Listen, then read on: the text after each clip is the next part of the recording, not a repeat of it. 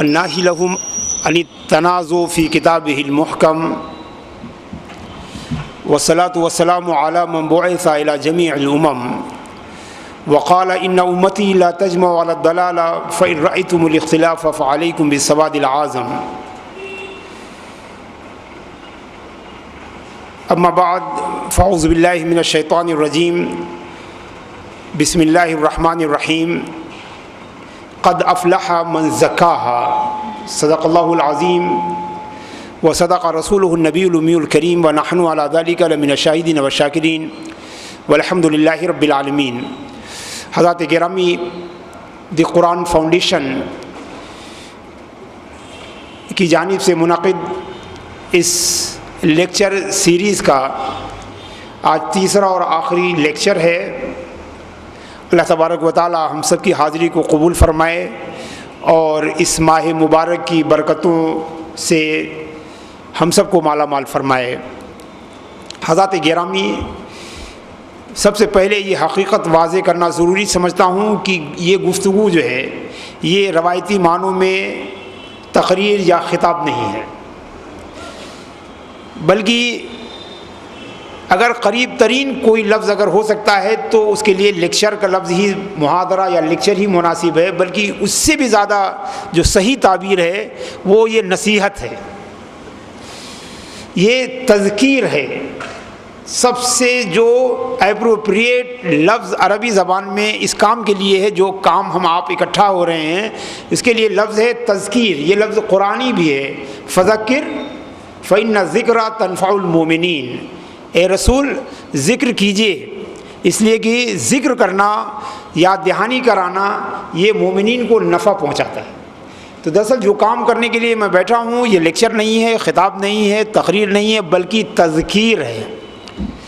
اور آج کے عنوان کی مناسبت سے یہ لفظ اور بھی سوٹیبل ہے کہ تذکیر، ذکر، تذکیر اور مذاکرہ تصوف کی خاص اصطلاحات میں سے ہے. یعنی ذکر کرنا، اللہ کو یاد کرنا، تذکیر جو ہے اللہ کی یاد دلانا، اور مذاکرہ ہو آپس میں بیٹھ کر ذکر الہی کرنا. تو ذکر، تذکیر اور مذاکرہ یہ تینوں جو ہے تصوف کی بڑی ہی اہم اصطلاحات ہیں. تو یہ محفل ہماری جو ہے وہ تذکیر کی محفل ہے. عزیزان گرامی، آج کا عنوان ہے ایمان، اسلام، ایمان اور احسان. دراصل بنیادی طور پر ہماری گفتگو کا محور جو ہے اس کا تیسرا جز یعنی احسان ہے. چونکہ ایمان اور اسلام پر ہم پڑھتے رہتے ہیں، سنتے رہتے ہیں، تقریریں سنتے ہیں، کتابیں پڑھتے ہیں، خطبات پڑھتے ہیں، ای میل کے میسیجز اس سے متعلق پڑھتے رہتے ہیں، پمفلیٹ، بکس، بکلیٹ، نہ جانے کیا کیا ہمارے پاس مہیا ہے. تو دراصل عزیزان گرامی، احسان اردو میں لفظ احسان کا معنی بالکل عربی سے بالکل مختلف ہے. اردو میں احسان کا معنی ہوتا ہے کسی کی مدد کرنا، کسی کا فیور کرنا، کسی کو کچھ دینا لینا. مگر عربی میں احسان کا معنی بڑا ہی وسیع ہے. عربی میں احسان معنی ہوتا ہے کسی بھی قول و فعل و اعتقاد کو اچھی طرح نبھانا، یعنی یہ احسان.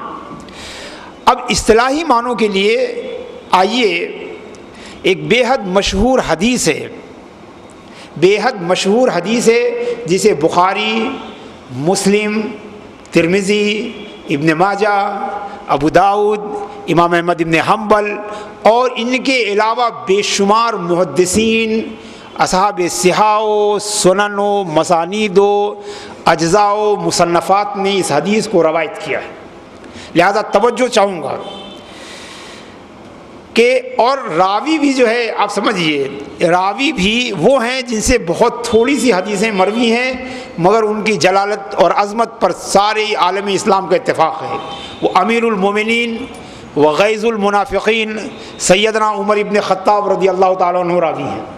میں اس بتا رہا ہوں تاکہ حدیث کی اہمیت آپ کی نگاہوں میں روشن ہو جائے. تمام ائمہ حدیث نے اتفاق سے اس کو روایت کیا ہے، اور وہ بھی فاروق اعظم رضی اللہ تعالیٰ عنہ سے روایت کیا ہے. حدیث کا ٹیکس بھی آپ کو سناؤں برکت کے لیے. چونکہ یہ حدیث اہل تصوف کی بنیاد ہے، یہ حدیث صوفیاء کرام کا جو ہے، امام جلال الدین علامہ ابن حجر اسقلانی نے فرمایا ہے کہ یہ حدیث عمدۃ السالکین ہے، یعنی اللہ کی راہ میں چلنے والے کا سب سے مضبوط اور عمدہ وسیلہ ہے۔ تو تصوف کی بنیاد اس حدیث پر اہل تصوف رکھتے ہیں۔ چنانچہ حضرت عمر رضی اللہ تعالیٰ عنہ فرماتے ہیں کہ بینما کننا جالسینا عند النبی صلی اللہ تعالیٰ علیہ وسلم اذ جاءنا رجل شدید و بیاض الثیاب و شدید و سواد الشعر۔ حضرت عمر فرماتے ہیں کہ ہم لوگ نبی کریم صلی اللہ تعالیٰ علیہ وسلم کے پاس بیٹھے ہوئے تھے کہ اچانک ایک شخص آیا، ایک شخص، توجہ چاہوں گا ہر لفظ پر غور کیجئے گا، ایک شخص آیا جس کے بال انتہائی کالے اور کپڑے انتہائی سفید تھے۔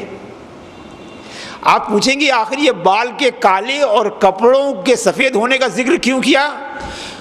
آگے فرماتے ہیں کہ ہم میں سے کوئی بھی اس شخص کو جانتا نہیں تھا۔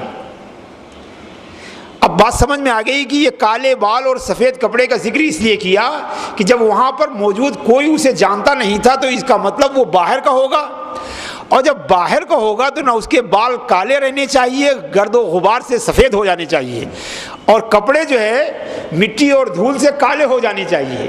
مگر اس کے باوجود کہ ہم میں سے کوئی اسے نہیں جانتا تھا، مگر اس کے بال انتہائی کالے تھے اور کپڑے انتہائی سفید۔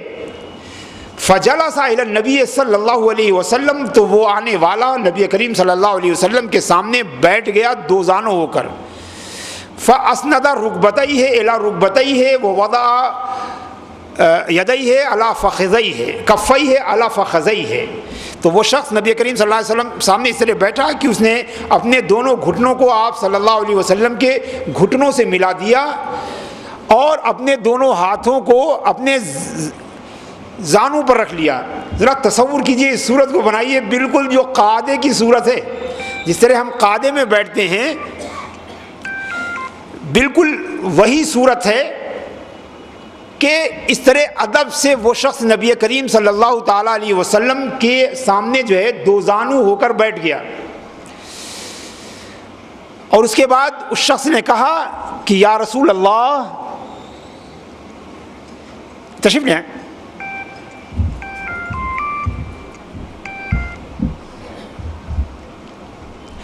اس شخص نے کہا یا رسول اللہ مل اسلام ہو،